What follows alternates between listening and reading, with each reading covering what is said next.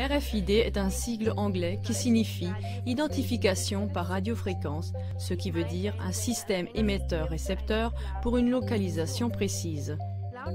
Selon les concepteurs de la puce RFID, l'homme n'aura bientôt plus sa carte d'identité dans la poche, mais sous la peau.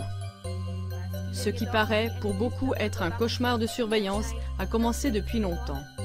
Dans le monde entier, des milliers de personnes se sont déjà fait implanter des puces RFID. Déjà en 2004, 168 collaborateurs du Centre national d'information du Mexique se sont fait implanter sous la peau une puce RFID qui ne peut apparemment pas être retirée. D'un côté, le collaborateur a accès à la zone de haute sécurité avec la puce RFID, mais d'un autre côté, tous ses faits et gestes peuvent aussi être surveillés partout. L'implant de la puce RFID permet le repérage du collaborateur en tout temps et en tout lieu où il y a des appareils de lecture placés dans les parages et éventuellement dissimulés quelque part. Ces appareils de lecture peuvent aussi être mobiles et disposer du GPS, de sorte qu'ils peuvent enregistrer le lieu et le temps de la prise de contact avec la puce RFID. C'est aussi pour cela que des parents riches d'Amérique du Sud ont fait équiper leurs enfants de puces RFID par crainte d'enlèvement. Pour des délinquants, ces implants sont utilisés en remplacement des bracelets électroniques en combinaison avec un émetteur pour les surveiller là où ils se trouvent. Les implants de puces RFID sont aussi utilisés dans le domaine médical, par exemple chez les patients atteints de démence. La puce est aussi rendue attrayante pour les jeunes. Les clients du Baia Beach Club à Barcelone et du Bar Soba de Glasgow, par exemple, reçoivent un accès privilégié s'ils se sont fait pucer par un médecin de la discothèque. Christy Ball, sociologue à l'université de Milton Keynes en Grande-Bretagne, a dit à ce sujet: « Le germe de la technologie a été posé, et celle-ci va se répandre dans un avenir proche. Si nous ne nous réunissons pas en tant que peuple pour en démontrer les dangers, et si nous n'y opposons pas un non catégorique. » The TMJ area.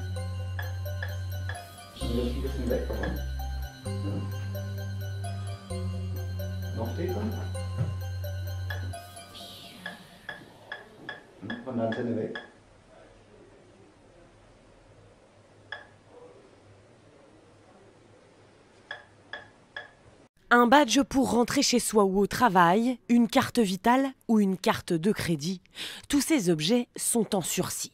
Le futur le voici, une micropuce plus fine qu'une allumette implantée sous la peau, et tous les pouvoirs seront bientôt entre vos mains. Vous pouvez débloquer votre téléphone, ouvrir votre porte, votre voiture, déclencher votre radio, enfin faire ce que vous voulez. Là, je passe ma main et voilà, la serrure de la porte est ouverte. Les experts voient cette technologie comme l'avenir à court terme. Stocker des informations, des mots de passe, mais aussi du savoir en plus. Ces petites puces pourraient à terme révolutionner notre façon d'apprendre. Dans le futur, si vous avez besoin d'apprendre le chinois en très peu de temps, une puce implantée réglera votre problème. Mais le but premier de ces puces est avant tout économique, inciter les consommateurs à acheter plus facilement. Certaines boîtes de nuit utilisent déjà le dispositif. Les clients y payent leur consommation d'un revers de main.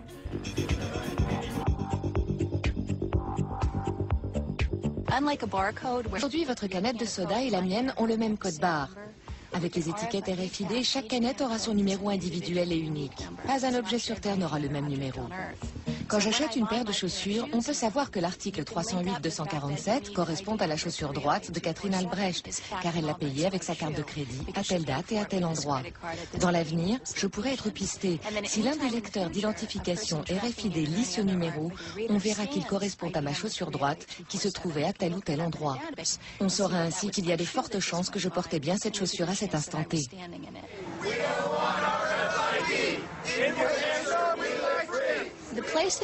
Nous avons limité l'utilisation de la RFID concernant l'étiquetage des marchandises. Nous la refusons. On ne doit pas pouvoir mettre des étiquettes sur des marchandises que les gens achètent, portent, louent ou utilisent de quelque manière que ce soit. Cela risquerait de poser de sérieux problèmes. Le problème, c'est la possibilité, effectivement, de doter des personnes de puces, je l'espère avec leur consentement, Et à ce moment-là, le problème qui se pose, c'est effectivement de savoir si nos concitoyens pensent qu'il est justifié, j'ai vu qu'en Espagne, par exemple, ça se faisait, de se faire implanter par une seringue une puce RFID pour entrer dans un club, un établissement quelconque.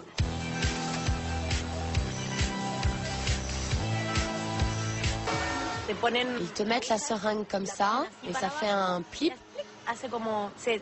On le voit, c'est comme un petit grain de riz blanc qui rentre sous la peau. Elle se place sous la peau et ne touche donc aucun muscle ni aucun organe vital. C'est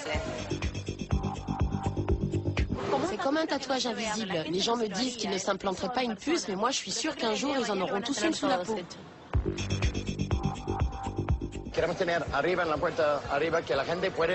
Nous allons bientôt installer un lecteur de puces devant la porte d'entrée du club pour que les clients puissent entrer et sortir tout seuls, comme s'ils étaient chez eux, sans avoir besoin de passer à chaque fois devant un portier. C'est une façon très VIP de rentrer en boîte, sans avoir besoin de parler à personne. Je suis arrivé ce matin pour me faire enlever une puce électronique que je me suis fait implanter dans le bras. Quand je me la suis fait implanter, c'était à minuit. Il y avait de la musique, j'avais un verre de caipirinha à la main. Ça fait partie des interventions un peu casse-pied, je dirais plutôt. Mais c'était pas sous la peau du tout, hein, contrairement à ce qu'on pouvait croire. En fait, c'était absolument pas sous la peau, c'était dans le muscle. L'infirmière du Barra Beach Club qui m'a implanté la puce me disait que c'était entre la peau et le muscle. Il s'est avéré qu'apparemment, elle était beaucoup plus profonde et qu'elle était dans le muscle.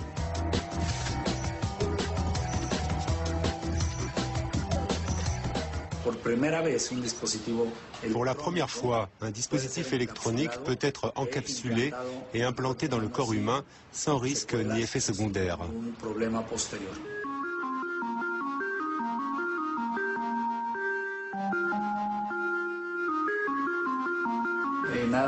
Rien qu'à Mexico, on dénombre 1 millier de personnes implantées, principalement pour des raisons médicales.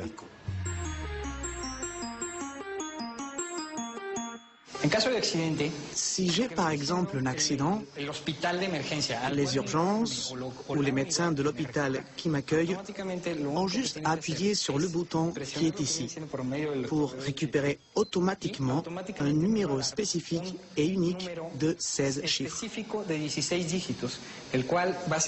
Relié à une base de données, ce numéro permet d'accéder aux données personnelles du patient, à son identité, comme son nom, son âge, son état de santé, ses antécédents, le type d'assurance dont il dispose, les données personnelles qui prévenir en cas d'urgence.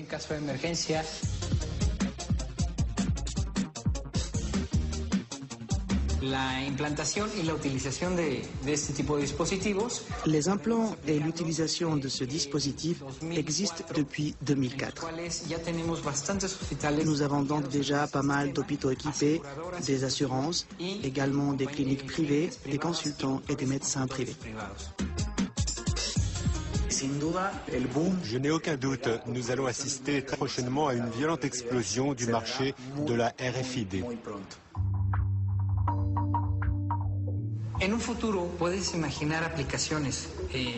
Dans le futur, et je parle d'un futur très proche, on peut imaginer des applications avec des puces qui contiendront toutes tes informations personnelles, ton passeport. À Mexico, par exemple, où nous travaillons avec l'Institut fédéral électoral, la puce pourra servir à la fois de carte de lecteur, de carte de crédit.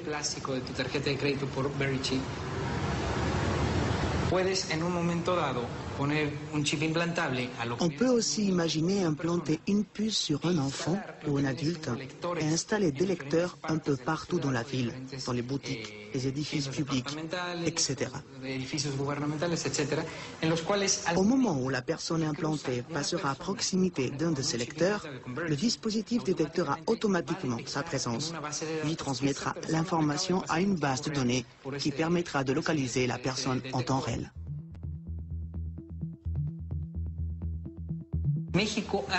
Mexico a été précurseur sur cette technologie.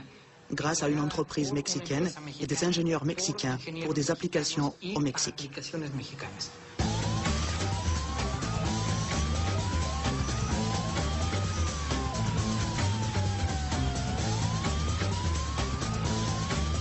Pour localiser les membres de la famille qui pourraient être éventuellement victimes d'enlèvement.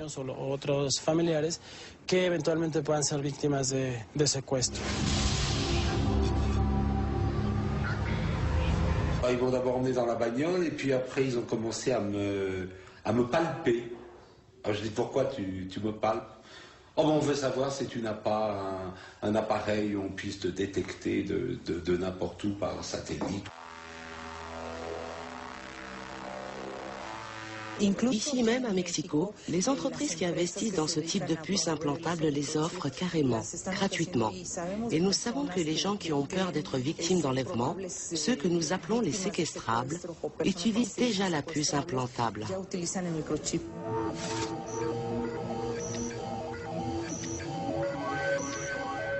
La prochaine étape à court terme sera la combinaison de la technologie RFID et du GPS.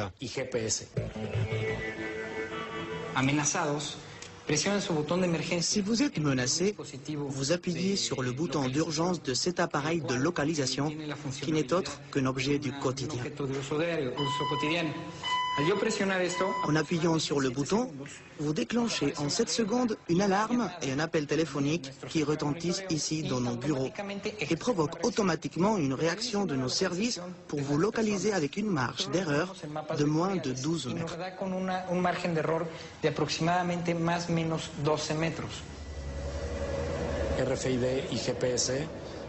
Le RFID et le GPS sont deux technologies qui ont déjà commencé à converger.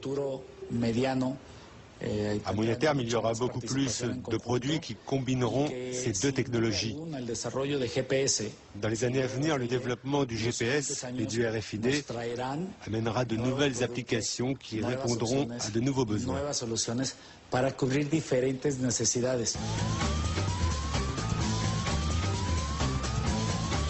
Le plus probable, c'est que dans un futur très proche, on puisse implanter dans le corps humain une puce RFID équipée d'un GPS.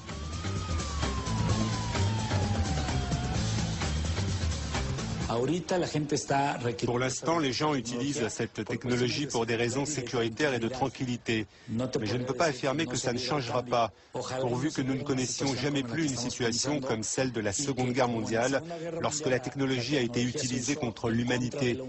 Si c'était le cas, cela pourrait recommencer, c'est une possibilité.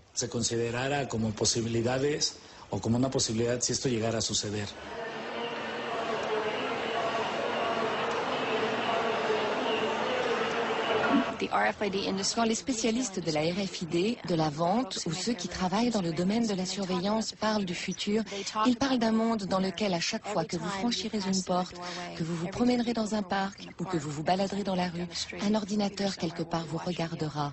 Il enregistrera chacun de vos mouvements et conservera des informations sur tout ce que vous portez et utilisez, jusqu'au point de connaître la taille et la couleur de vos sous-vêtements. Cette vision du futur que les partisans de la RFID nous imaginent me paraît effrayante. Dans ce futur, il n'y aura plus de confidentialité. Nos enfants grandiront sans même savoir ce qu'était l'intimité. Malheureusement, quand vous autorisez ce type de surveillance, alors ceux qui collectent l'information ont le pouvoir. En fin de compte, cela permet aux sociétés les plus influentes et aux gouvernements de pouvoir en abuser et de l'utiliser contre la population.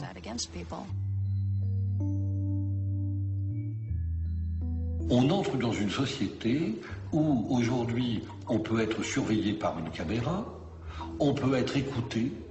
Par la biométrie, on va pouvoir déterminer vos passages à tel ou tel endroit parce que vous en laisserez la trace. Et par l'utilisation des puces, par la géolocalisation, on peut tracer des personnes à distance. On sait où elles se trouvent, etc. Pris isolément, chacune de ces technologies est probablement maîtrisable. Mais personne ne sait dans quel type de civilisation nous nous retrouverons dans 10 ou 15 ans, lorsque tous ces systèmes-là se seront mis en marche, se conjugueront, se combinant. D'autant plus qu'il faudrait ajouter à cela toutes les législations nouvelles en matière de sécurité, de lutte contre la criminalité, le terrorisme, qui chacune mettent en place des usages nouveaux de ces technologies, qu'il faudrait donc aussi envisager en même temps que les technologies elles-mêmes. Donc la difficulté, elle est là. Quel type de société ça nous donne dans quelques années ?